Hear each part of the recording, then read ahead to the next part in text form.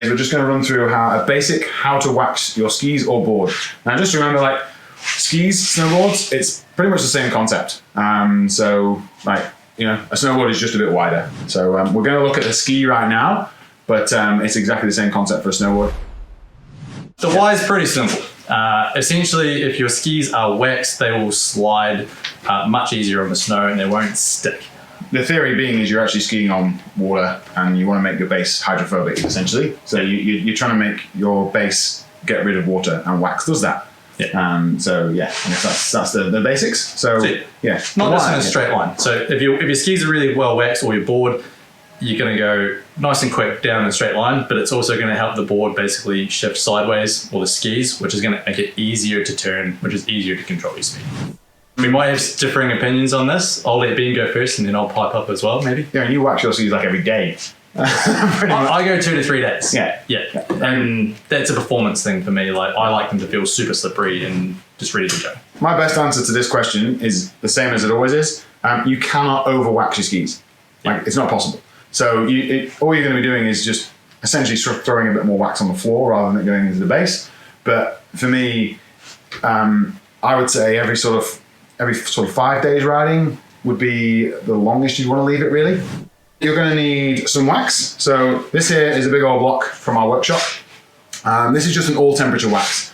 Personally, that's kind of what I would use, especially around New Zealand, because you can have real cold snow in the morning out to real slushy, warm water, basically, in the afternoon. So for me, I use an all temp wax, and that just means it's going to work for everything. You can get really, really tech on it. Like if I just grab this out. So this has basically got 3 different color coded waxes in it. So all nice and shiny. And then on the front, they're actually going to give you some temperature ranges. So you could go up and take a temperature reading of the wax if you were that serious about it. And then, the snow. Temperature reading of the snow. And then from that, you could essentially then choose the appropriate wax to wax your skis. A lot of like performance race teams will have a person waxing their stuff for them, and that's what they might do. Again, that's why Ben came back to using a universal, because in New Zealand, it's either going to be wet, sticky snow or ice or the occasional powder day. And if you've used a universal wax, then you're just good to go. As you can see here, we've actually got these little stands here, these little vices. Really handy to use that. There was a question that came through prior as to what you can do at home that's not these. I've done it before by just getting some blocks of wood and just bolting them to your bench. Yeah, anything basically that's going to mean when you turn this upside down, that the bindings are not hitting the bench is perfect. Just anything like that. And then like you can put like, I don't know, a bit of old bike tube or something over the top of it. That'll then make it nice and grippy so it won't move. You're also going to need a wax scraper. So we've got a couple here. You can see here, this is a plastic one. When you're scraping wax, you want to use a plastic scraper, not a metal one. These metal scrapers here are for kind of like pulling out P-Tex repairs and things like that. Not something we're going to do today, but just so you know, a plastic scraper. And then the last thing I often recommend is a brush. Just a nylon brush is perfect.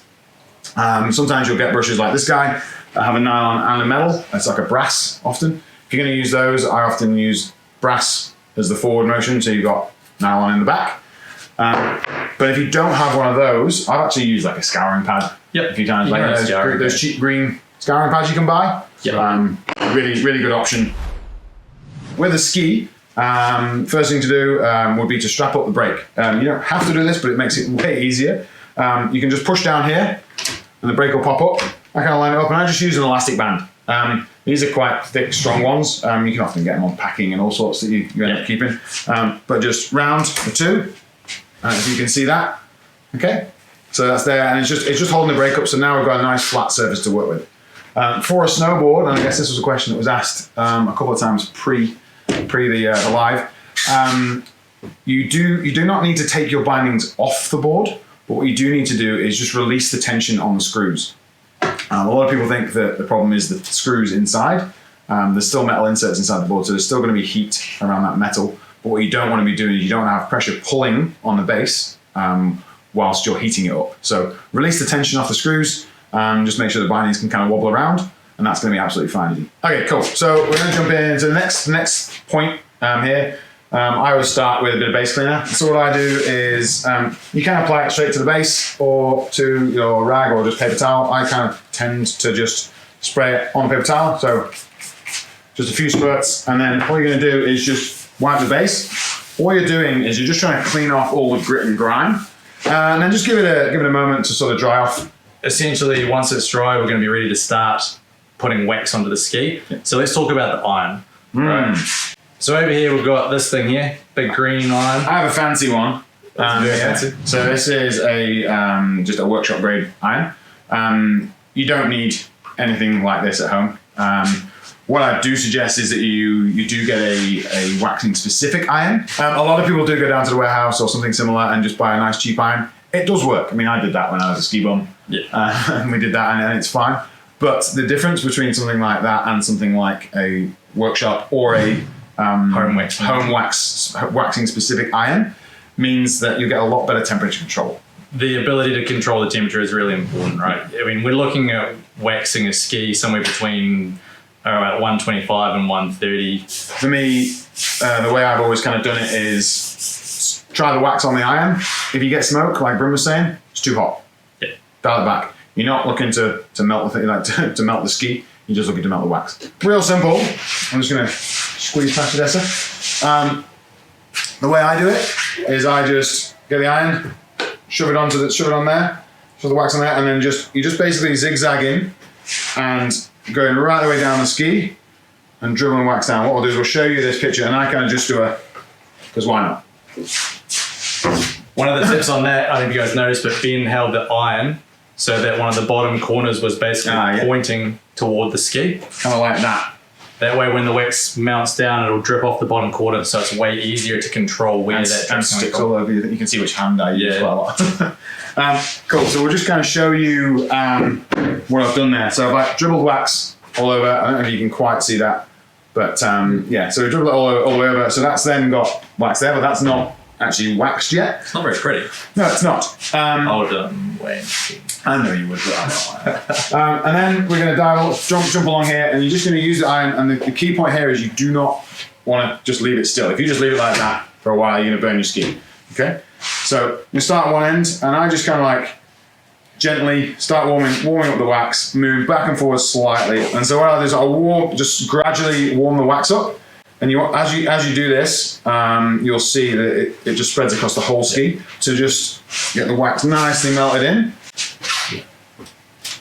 So as you see, I've just gone along the length of it, and I'm kind of moving in small circles or just back and forward really gently. You'll see like a wave of wax kind of at the front of the iron. I also put a little bit of weight backwards, like just ever so slightly, like on the back, just so you've got a bit more of an angle. But you do want to kind of keep it flat. It's kind of getting a bit too techy. But then once you've done that, you want to go back to the other end of the ski. And I personally like to run just a big long pass all the way down the ski, melting it. There we go. Yeah. And you just want to go all the way down the ski because that's going to warm the whole ski, and just let the wax really soak in. Gets a really nice even spread in the wax. So you really want to make sure that you've seen that wax is spread out and hit the metal edges on the ski. So you're just ensuring that you've got it over every part of the surface of the base. Snowboard's a little more difficult because it's wide. It's essentially like doing two skis. So what I tend to do is the same dribble the wax all over it technique, and I'll go from nose to tail and just kind of like work down one side of it, then go back to the nose, because then you've not got all this heat at one end. Yeah. Back to the nose, work your way down it again, and then do that same thing. Do those two long passes just to smooth it off. One thing to be careful of though, actually, which I kind of always do, just stand slightly away from the bench, otherwise you get wax all over your feet. I reckon this is probably cool enough. Again, ideal world, you'd probably leave it a little bit longer. This is feeling okay, again, because it's freezing in here. First thing I always do is you kind of just do naturally then, is I just kind of like give it a quick wipe along there. You can also use cardboard just to take off any crap and whatnot. And then thumbs on the scraper, okay? You want to keep it nice. The scraper will flex. You kind of want to try and keep it nice and flat. And you're just going to put it at a nice angle, and you're just going to like push forward. And you see that? It's all coming away.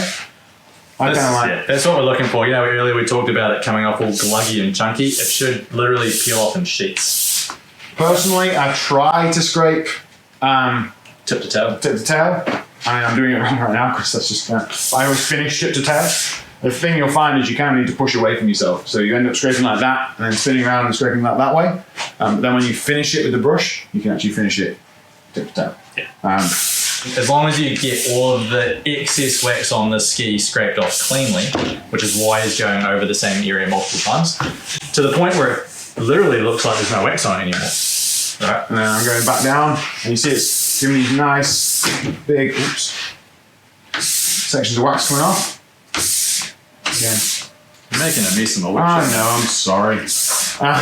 Just clean it. So as you can see, I'm kind of moving the ski around as well, so that it's all resting on the vices. And I kind of like put my weight a little bit onto it to stop it moving around.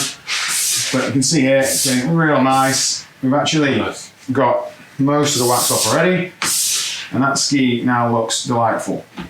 Last little tip, most scrapers will come with a little cutout in the corner. I tend to use that just on the edges. So if you just run down and just scrape along, it's just going to take the wax off the edge. It feels kind of weird if you ski a ski with wax still on the edge. It feels really catchy. Yeah. Yeah. It just feels like it's catching in the snow a little bit. So cool. Easy. So that has now, I mean, technically you could actually just go and ski that. It'd be absolutely fine. But there is another process that we don't often run through. And that's when we were discussing these brushes. So personally, I just go with a nylon brush. You're not going to cause any damage. And all you're really doing now is polishing the base. Cool. I'm going to let you do this because I've done all the work. Yeah, I've been sitting there watching typical someone else do it. So as you see here, he's just going to rub down the ski. And you can actually see that it's pulling off more wax. Yeah. So it kind of just pulls it out of the structure in the ski. So the structure, if you look at your ski, it'll have lots of little lines in there. And all you're doing with this polishing is just pulling that just remaining bit of wax out. And you don't really have to do this like to the nth degree. That's kind of plenty. I often like give it a little wipe with either your hand or like a clean, like lint-free rag, just to get the last little bit of the dust off. But then look, nice, shiny ski. It's actually kind of simple. It's half the job. So what I would do is prep the ski as if you're doing an actual hot wax. So clean it up, do everything. Apply the wax, run it down with the iron, everything like that. But once you've applied it with the iron, you're done. So that's what we call a storage wax. You don't need to. You don't need to. So all skis and boards technically come with a factory wax on them. Being picky, as I am myself, I prefer to chuck a wax on, would be the answer that I've got for you. That way that I know that it is at least to a standard that I have seen, and it's going to be good for that first day of running. I think that's it. So thank you very much, guys. Stoked to be here, stoked to have done it. Yeah. Cheers. Bye. Bye.